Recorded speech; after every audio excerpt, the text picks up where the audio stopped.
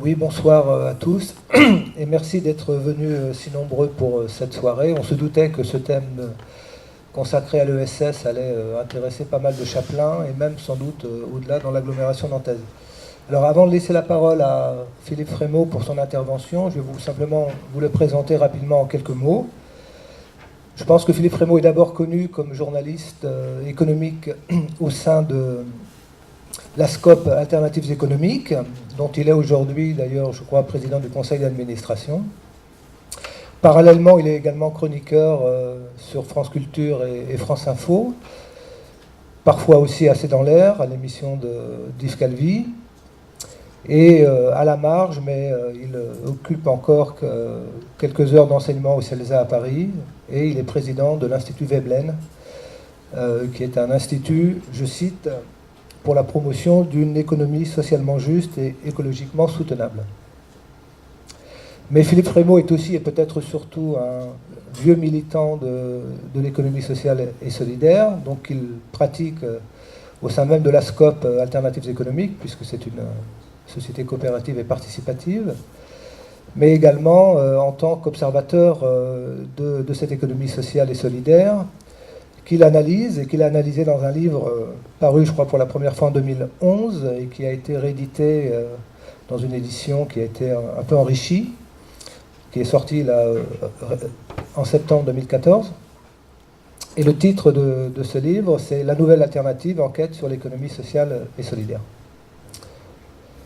La nouvelle alternative avec un point d'interrogation, ce sera l'objet du débat d'ailleurs de ce soir.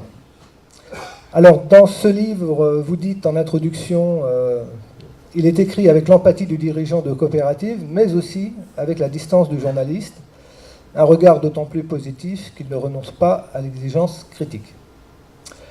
Voilà, donc ce soir, vous nous proposez un débat autour des questions que vous posez vous-même en introduction de ce livre. L'économie sociale et solidaire peut-elle incarner une alternative sérieuse au système économique actuel? Sa gouvernance, qui se veut démocratique, a-t-elle toujours un caractère exemplaire? Est-elle toujours à la hauteur des valeurs qu'elle défend? Constitue-t-elle une force de nature à porter une profonde transformation sociale?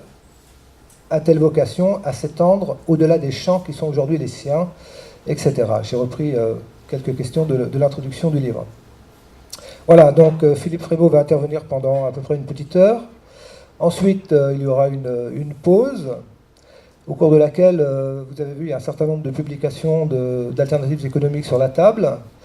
Donc vous êtes invité, si vous le souhaitez, à les consulter et à acheter ce livre qui est publié par la revue Alternatives économiques.